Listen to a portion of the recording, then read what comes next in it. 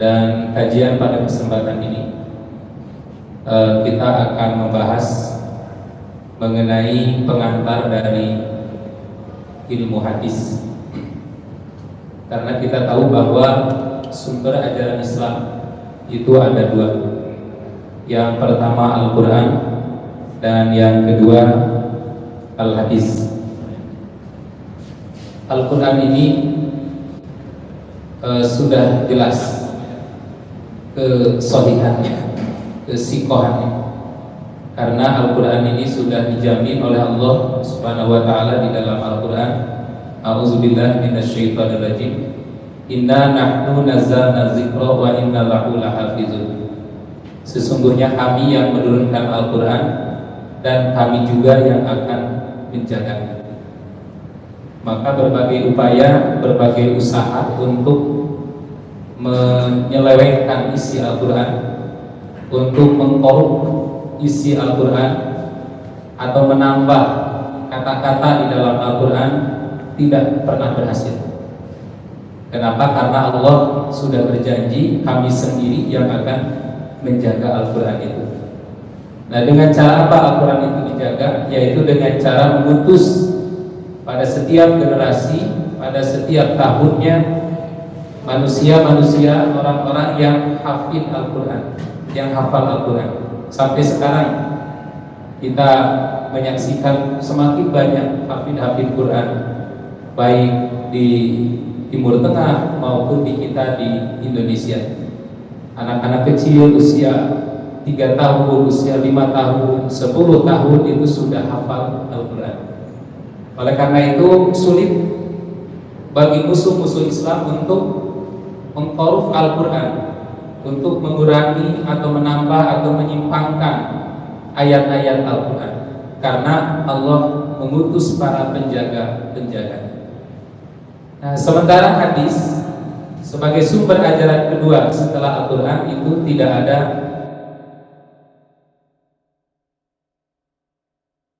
ayat dari Allah Subhanahu wa Ta'ala.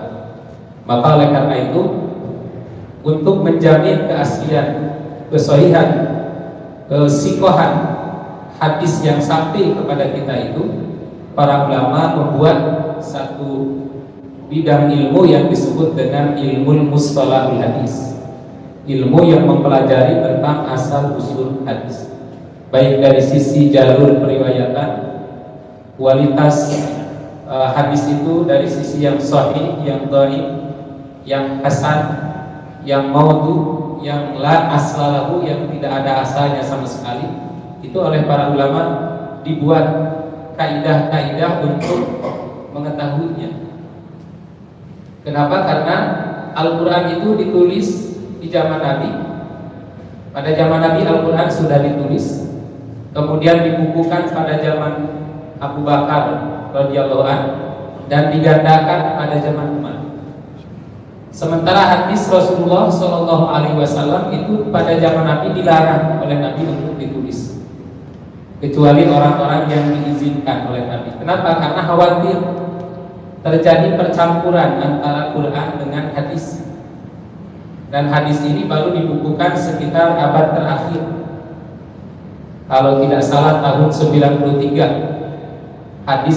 Buku hadis pertama yang ditulis, yang dibukukan itu adalah kitab, ditulis dalam kitab yang disebut Al-Muwatta oleh Imam Malik, yang dikenal dengan Muwatta Imam Malik. Itu buku hadis pertama yang ditulis di akhir dan di penghujung abad pertama tahun 93. Imam Malik ini putranya Anas bin Malik, sahabat Anas bin Malik, itu yang didoakan oleh Nabi, Allahumma aksir malahu wa waladahu wa tawil umurahu waqfir dunubahu. Kata Allah, kata Nabi kepada Allah, berdoa, ya Allah, Anas bin Malik ini aksir malahu, beri harta yang banyak sampai banyak punya kebun kurma di Madinah. Kemudian wa aksir waladahu, beri juga anak yang banyak. Anaknya Anas bin Malik ini sampai 100 lebih, bukan kisah pada bibit. Kemudian waghfir wa tawil umurahu, ya Allah panjangkan usia Anas bin Malik ini. Usianya itu juga panjang sampai 100 tahun lebih, dan Anas bin Malik ini sempat mengalami kepikunan sehingga banyak hadis yang ittirab, yang tertukar, banyak hadis yang lupa karena usianya terlalu tua. Bahkan di 2 tahun terakhir menjelang wafat, Anas bin Malik ini tidak sanggup untuk melaksanakan ibadah saum sehingga membayar fidyah. Kemudian kata Anas bin Malik, saya tinggal mengharapkan yang ketiga setelah di akhir, yang keempat setelah di akhir usianya itu saya meninggal masuk surga. Nah, Anas bin Malik, ini punya anak namanya Malik, dan kemudian beliau yang menulis kitab hadis Al-Muwatta dan menjadi imam mazhab pertama, yaitu mazhab Maliki di Madinah. Nah, kemudian berikutnya seperti Imam Al-Bukhari. Imam Al-Bukhari itu lahir pada tahun 194 Hijriah.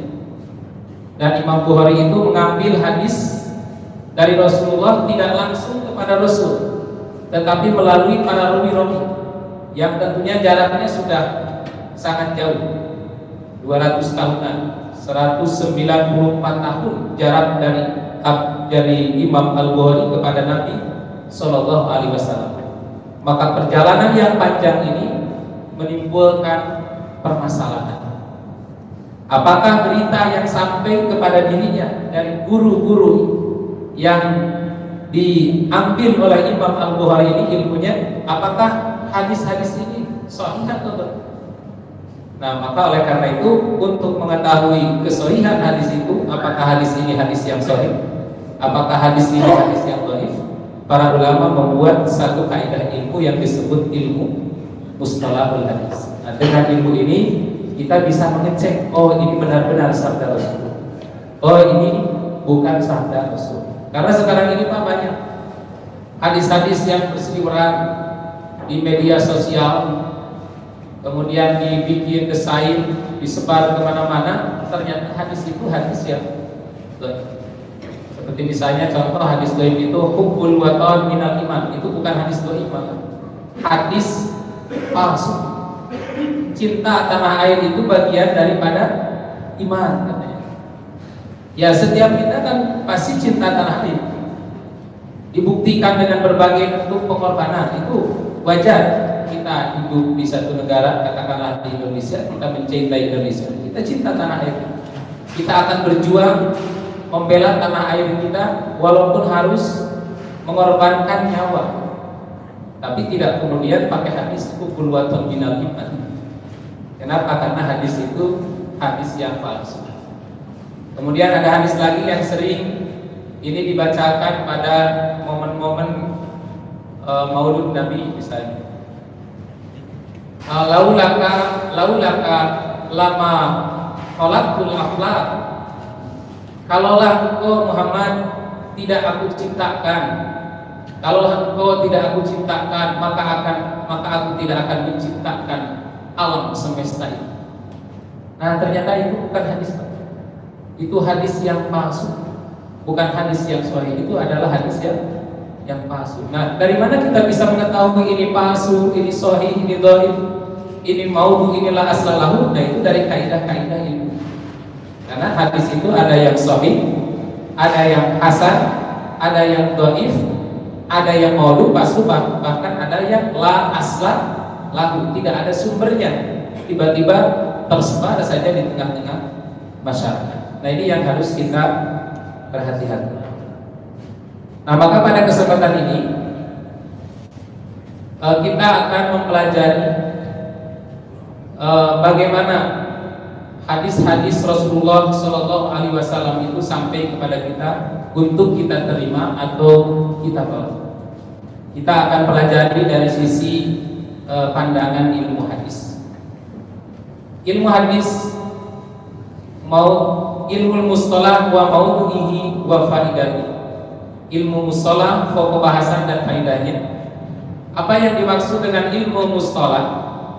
Ilmu mustalah itu huwa ilmun biusulin, ilmu-ilmu yang mempelajari tentang pokok-pokok, istilah-istilah, wa qawaidin dan kaidah-kaidah, biha dengan istilah-istilah dan kaidah-kaidah tersebut yu'rafu biha ahwalus sanad, akan diketahui keadaan sanad.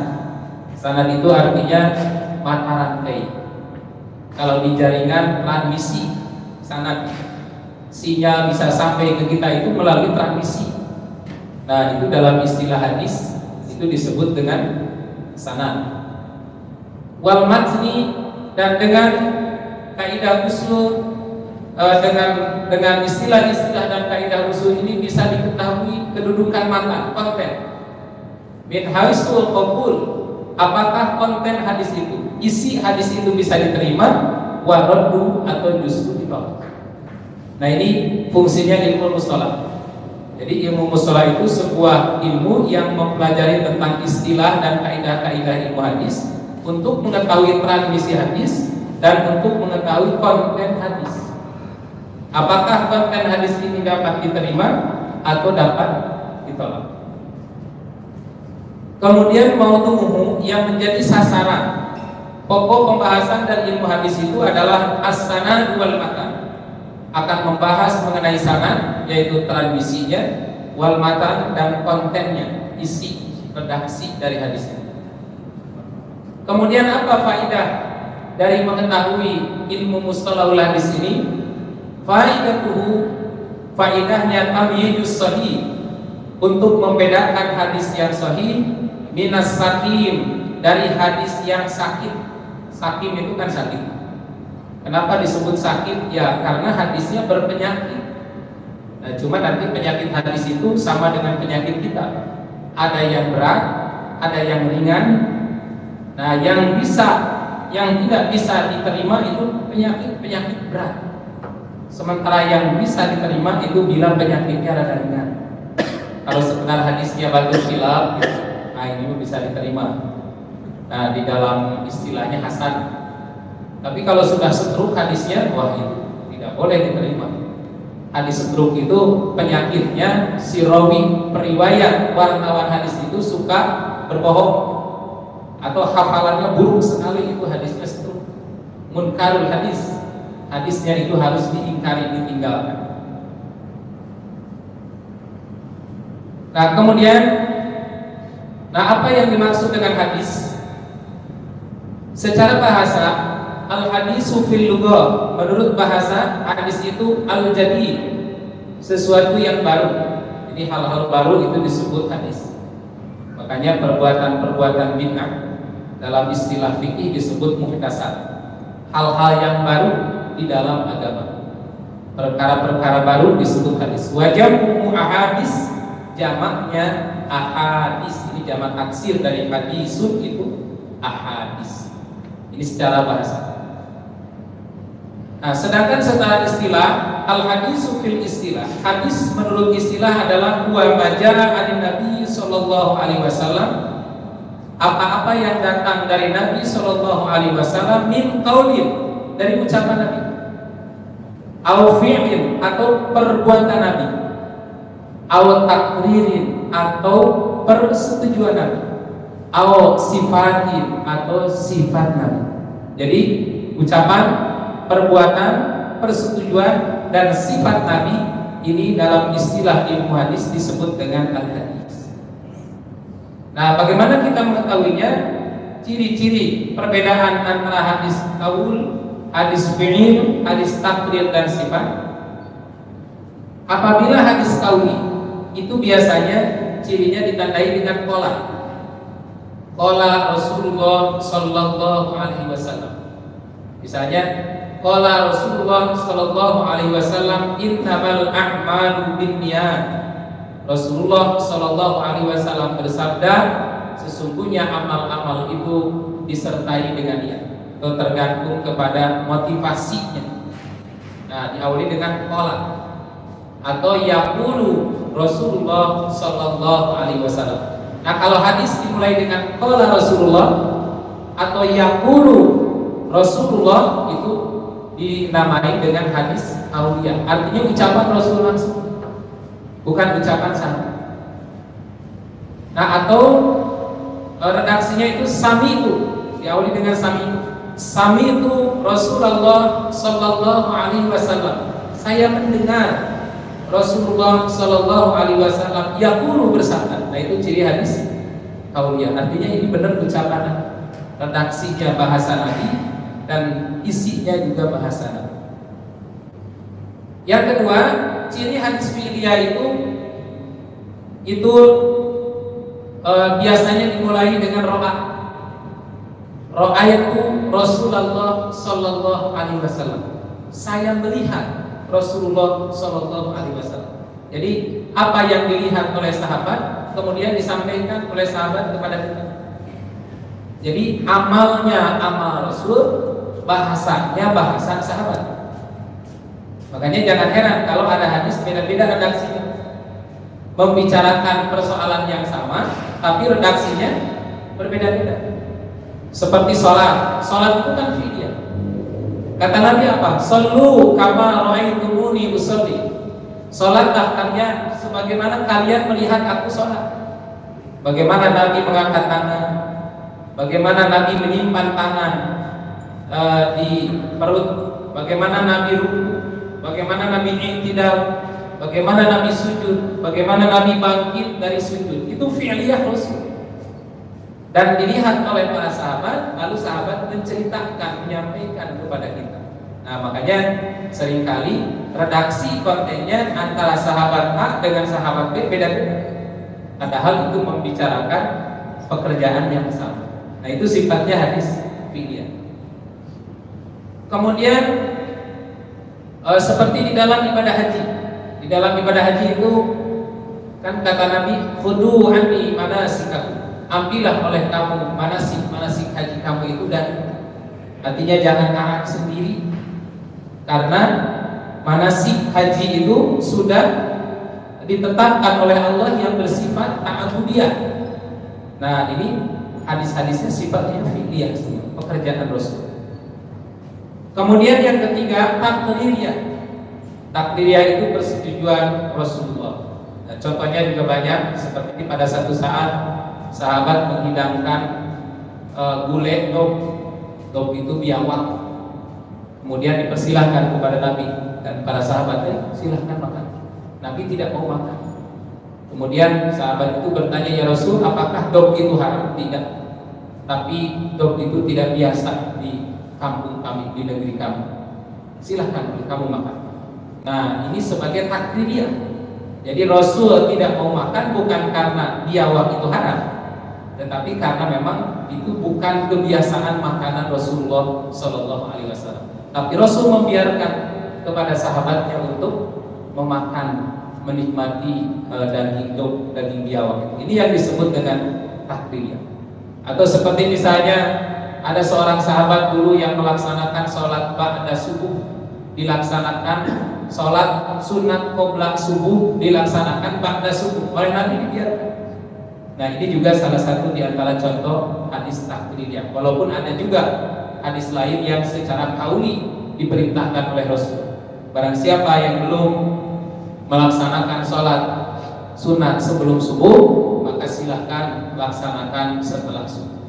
Kenapa Nabi mengizinkan begitu? Mengingat begitu besar pahala dari sholat sunat qabla subuh. Sampai oleh Nabi dibandingkan keutamaan pahala sholat sunat qabla subuh itu lebih baik daripada kemewahan dunia dan seluruh isinya. Satu kali sholat, apalagi kalau setiap subuh kita melaksanakan sholat qabla subuh sampai wafat. Nah, kemudian yang keempat, hadis itu ada yang bersifat sifatiyah, sifat Rasulullah Sallallahu Alaihi Wasallam. Nah, ini banyak hadis-hadis sifatnya. Hadis-hadis yang menerangkan bagaimana bentuk kulit Rasul, mata Rasul, postur tubuhnya, cara berbicaranya. Nah, ini dijelaskan di dalam hadis-hadis sifatiyah. Nah, kemudian di dalam istilah hadis ada juga yang disebut dengan khobar. Nah, khobar itu sebetulnya mirip-mirip dengan hadis. sehingga nanti ada pembahasan khobar ahad, khobar aziz. Al-khobaru fil lughah huwa an-naba. Khobar menurut bahasa itu adalah an-naba, berita. Wa jam'u akhbar, jamaknya akhbar. Di dalam istilah itu ada 3 pendapat. Pertama, al-khobar muradifun lil hadis. Khobar itu sama dengan hadis, makanya sering digunakan oleh para ulama hadis. Kadang para ulama hadis menyebut hadis itu khobar, kadang menyebut hadis itu hadis. Kemudian yang kedua, al-khobaru a'ammu minal hadis. Khobar itu lebih umum daripada hadis, yakni segala sesuatu yang datang dari Nabi SAW maupun dari Nabi SAW, dari selain Nabi SAW. Berita yang datang dari kita itu disebut al-khobar. Makanya koran-koran yang tersebar di Timur Tengah itu disebutnya akhbarul yaum, berita hari ini. Karena khobar itu digunakan untuk berita yang datang dari Nabi, juga digunakan untuk berita yang datang dari selain Nabi. Ini lebih bersifat umum. Nah, namun ada juga yang berpendapat bahwa istilah khobar itu berbeda dengan hadis. Hadis itu segala sesuatu yang datang dari Nabi SAW, sedangkan khobar adalah yang datang dari selain Nabi SAW. Nah, yang lebih kuat adalah yang kedua, bahwa khobar itu bersifat umum, itu bisa berita yang datang dari Nabi, bisa juga berita yang datang dari selain Nabi Sallallahu Alaihi Wasallam. Ini dilewati saja. Dan sudah ada makalahnya, nanti diperbanyak, silakan. Nah, kemudian yang keempat, dalam istilah-istilah awal dalam hadis itu ada yang disebut sunnah. Nah, sunnah ini menurut bahasa adalah perjalanan atau kebiasaan baik, kebiasaan yang baik ataupun yang buruk. Makanya dalam hadis ada kata-kata begini, man sanna sunnatan hasanatan falahu ajruha wa ajru man amila biha. Barang siapa yang membuat sunnah yang baik, maka baginya akan mendapatkan pahala kebaikan dan pahala orang-orang yang mengikuti kebaikan itu. Jadi kalau kita membuat satu sunnah, satu jejak yang baik dan melahirkan pahala ibadah, kemudian diikuti oleh orang lain, maka kita akan mendapatkan kebaikannya dan juga terus akan mendapatkan kebaikan yang mengikuti sunnah kita, yang mengikuti kebiasaan baiknya. Sebaliknya, man sanna sunnatan sayyi'ah, barang siapa yang membuat sunnah yang buruk, maka kata Nabi, falahu wizruha wa wizru man amila biha, maka orang itu akan mendapatkan siksaannya, dosanya, dan juga dosa orang yang mengikutinya. Nah, makanya hati-hati, kita jangan membuat konten-konten yang buruk, atau jangan membuat perilaku-perilaku yang menimbulkan dosa dan kemudian diikuti oleh orang lain, baik dari cara kita berbicara atau cara kita berpakaian. Apalagi para public figure, kan banyak orang yang mengelak, itu kan hanya sekedar seni peran aja. Iya, seni peran. Tapi bagaimana kalau kemudian diikuti oleh para penggemar? Apakah ini tidak akan masuk kepada man sanna sunnatan sayyi'ah falahu wizruha wa wizru man amila biha? Siapa yang membuat contoh yang buruk, maka dia akan mendapatkan dosanya dan juga dosa yang mengikutinya. Karena jejak itu dalam istilah disebut sunnah. Nah, sedangkan sunnah di dalam istilah ilmu hadis adalah kullu ma usira anir Rasulillah sallallahu alaihi wasallam, adalah setiap yang datang dari Rasulullah sallallahu alaihi wasallam min qaulin, baik ucapan atau fi'lin atau perbuatan atau takririn atau persetujuan atau sifatin atau sifat. Tidak perlu dibahas lagi karena tadi sudah dijelaskan. Khuluqiyatan kana, baik yang bersifat fisik atau khalqiyah atau yang bersifat akhlak. Nah, itu disebut sunnah. Makanya sunnah Nabi sallallahu alaihi wasallam, sunnah baik. Oh, sunnah qauliyah, itu diucapkan oleh Rasul. Oh, ini mah sunnah fi'liyah, itu dilakukan oleh Rasul. Oh, ini sunnah takririyah, disetujui oleh Rasul. Bahkan ada yang disebut sunnah hamiyah belakangan. Sunnah hamiyah itu sunnah yang direncanakan oleh Rasul. Contohnya apa, Pak? Saum, Tasu'ah, Asyura. Pada asalnya kan saum itu tanggal 10 bulan Muharram. Tetapi karena Nabi merasa tidak nyaman disebabkan saumnya sama dengan waktu saumnya orang-orang Yahudi, maka Nabi merencanakan kalau begitu tahun depan kita akan saum tanggal 9-nya untuk membedai mereka, karena kita tidak boleh tasyabuh terhadap kebiasaan orang Yahudi, baik dalam tradisi, dalam gaya hidup maupun dalam waktu-waktu ibadah. Maka Nabi ingin membedai mereka dengan merencanakan saum tanggal 9. Tapi belum sampai ke tahun depan Nabi SAW wafat. Walaupun Nabi SAW wafat, karena sudah direncanakan akan dilaksanakan, maka tetap sunnah ini berlaku dan kemudian diamalkan oleh para sahabat, dan juga wajib diikuti oleh kita sebagai kewajiban mengikuti sunnah. Nah, ini namanya sunnah hamiyah. Walaupun sebagian ulama ada yang berpendapat bahwa saum Tasu'a Asyura, wabil khusus Tasu'anya tanggal 9 itu bukan sunnah hamiyah katanya. Ini sunnah takriri, sunnah qauliyah. Kenapa? Karena sudah diucapkan oleh Rasulullah SAW. Hanya beratnya dikatakan sunnah qauliyah karena Rasul belum melaksanakan. Nah, itu yang disebut sunnah. Kemudian dalam istilah hadis ada yang disebut asar. Jadi ada hadis khobar sunnah, yang kelima asar, yang keempat asar. Nah, apa asar itu? Asar itu adalah bagian syai'.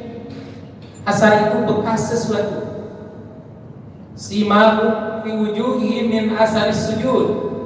Di keningnya, di wajahnya terdapat bekas sujud. Apa yang dimaksud bekas sujud?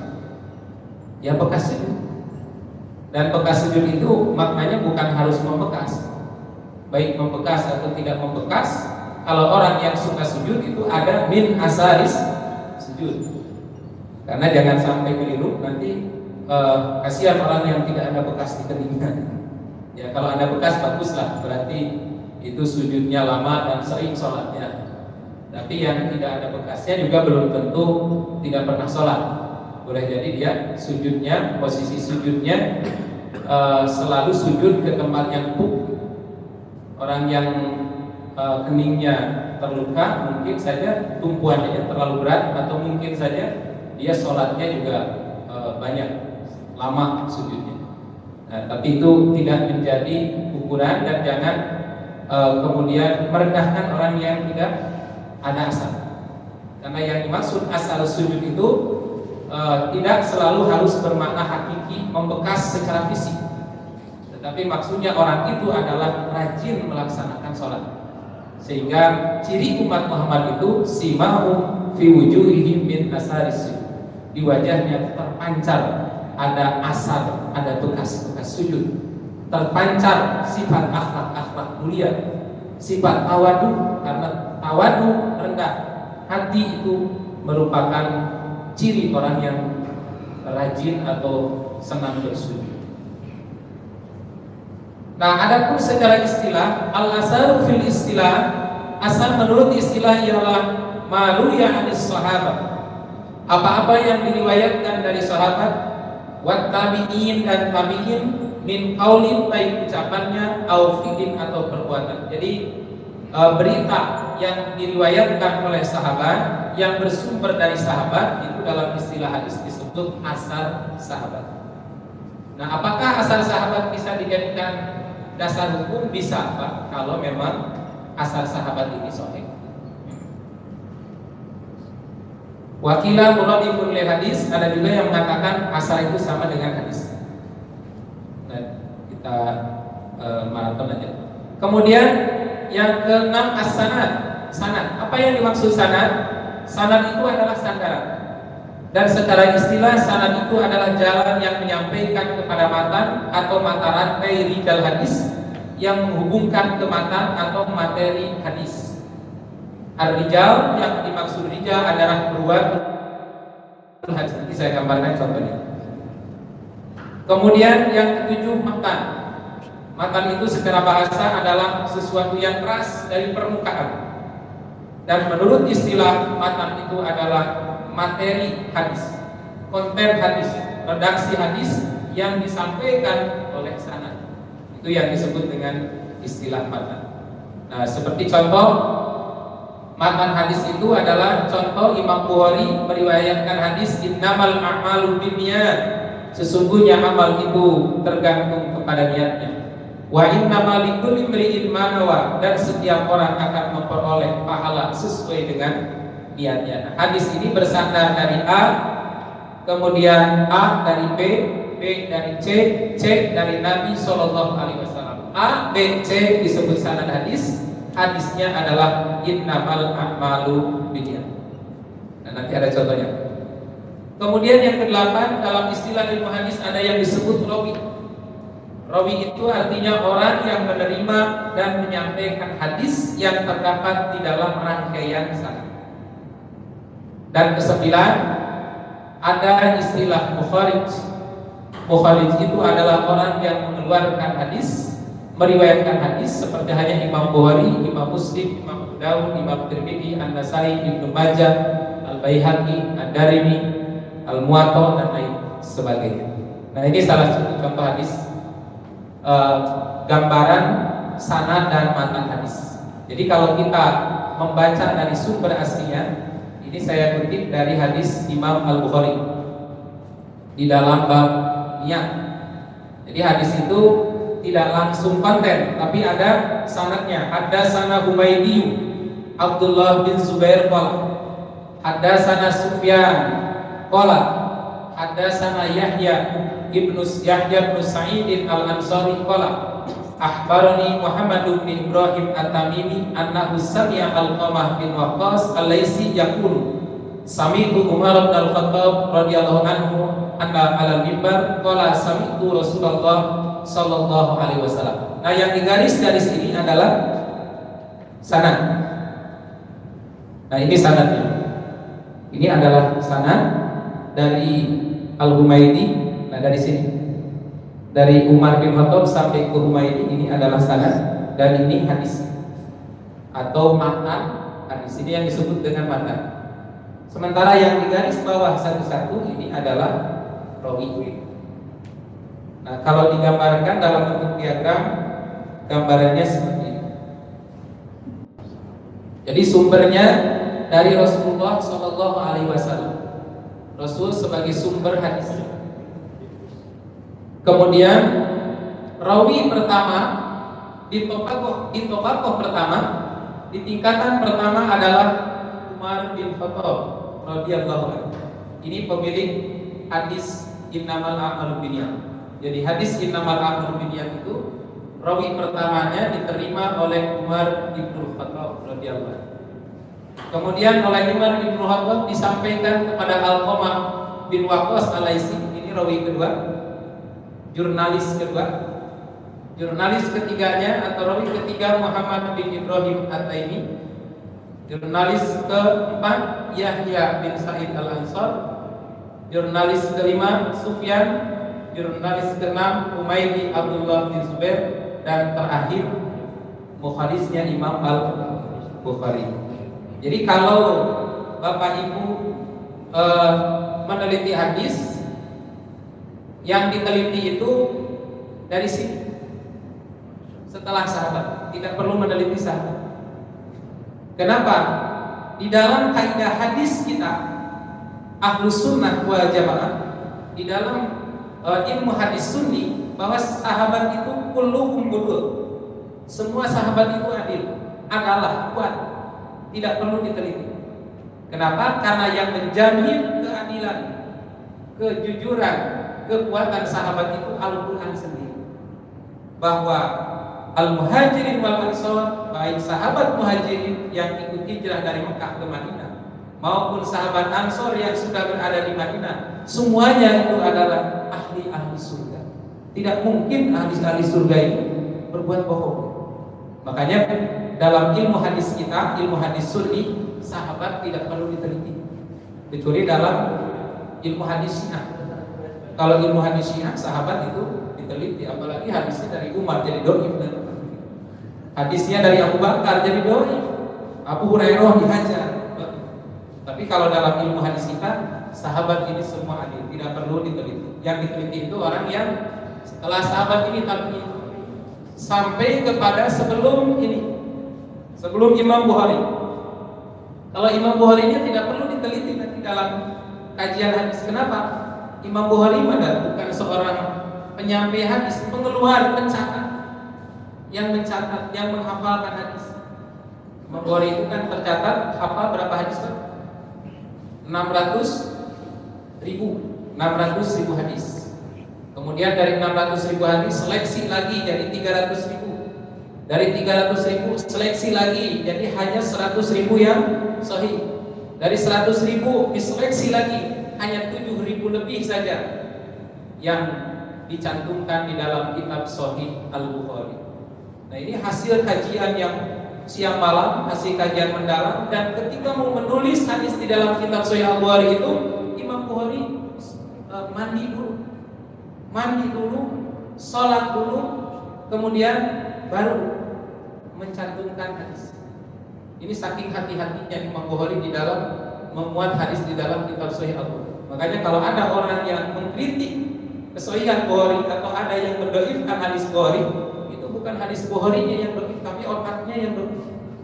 Imam Bukhari sudah meneliti luar biasa, dari 600 jadi 300, dari 300.000 jadi 100, dari 100.000 jadi 7.000 lebih. Kenapa saya katakan lebih? Karena nanti beda-beda pendapat ulama yang menghitung. Ada 7.250, ada 7.200, ada 7.100 sekian. Nah, 7.000 lebih saja yang ada di dalam hadis Al-Bukhari. Nah, Imam Bukhari ini tidak perlu diteliti karena dia hanya seorang Bukhari yang menerbitkan hadis Al-Bukhari. Nah, jadi kalau ditanya siapa rawi pertama dari hadis Innamal A'malu Binniyat, rawi pertama dari hadis Innamal A'malu Binniyat adalah Umar bin Khattab. Rawi terakhirnya Imam Al-Bukhari. Kemudian kalau ditanya awal sanad, mana awal sanadnya? Awal sanad itu bukan dari atas, dari bawah. Awal sanad hadis Innamal A'malu Binniyat itu adalah Umayyah bin Abdullah bin Zubair, dan akhir sanadnya adalah Umar bin Khattab, bukan Rasul. Jadi kalau rawi urutannya dari atas ke bawah, Umar, Al-Qamar, Muhammad, Yahya bin Sa'id, Sufyan, Umayyah, kemudian Imam Bukhari. Kalau berbicara sanad, transmisinya dihitungnya dari bawah ke atas, dari Umayyah sampai ke Umar ibn Khattab. Nah, Imam Al-Bukhari ini seorang Bukhari. Nah, itu yang dimaksud dengan hadis, kemudian matan, kemudian sanad. Jadi hadis itu adalah kontennya, matan itu adalah konten. Yang ini disebut matan, redaksi hadis. Kemudian rawi adalah orang-orang yang menceritakan, yaitu Umar bin Khattab, Al-Qamah, dan seterusnya. Kemudian sanad adalah mata rantai dari bawah ke atas. Nyambungnya hadis ini sampai ke Rasul karena memiliki mata rantai. Nah, hanya nanti yang menjadi persoalan, apakah mata rantai ini semuanya kuat, bisa dipercaya, atau ada yang lemah? Nah, di situ nanti akan dipelajari di dalam kajian ilmu mustalahul hadis. Kemudian ada yang disebut al-isnad. Isnad itu adalah kegiatan menyandarkan berita kepada yang mengucapkannya dengan menyebutkan sanad. Jadi banyak ulama yang hafal sanad, sehingga ketika menyampaikan hadis itu tidak langsung ke teksnya, tapi disebutkan hadasana, hadasana, hadasana, hadasana, hadasana, baru sampai ke matan. Kemudian al-musnad, musnad dengan memfathahkan huruf nun memiliki 3 makna. Pertama, setiap kitab yang menghimpun hadis dari seorang sahabat dalam satu bab yang terpisah. Yang kedua, hadis marfu yang bersambung sanadnya. Yang ketiga, yang dimaksud dengan musnad adalah masdar mim yang sama dengan sanad. Ini semua saling mengartikan. Jadi musnad itu adalah kitab yang menghimpun hadis dari seorang sahabat dalam bentuk bab yang terpisah. Karena misalnya begini, kalau kitab Imam Bukhari itu diawalinya dengan bab tentang wahyu, kemudian kitab Muslim dimulai dengan kitab-kitab toharo, sholat, zakat, saum. Nah, kemudian nanti ada kumpulan kitab hadis yang mengkoleksi hadis berdasar kelompok sahabat.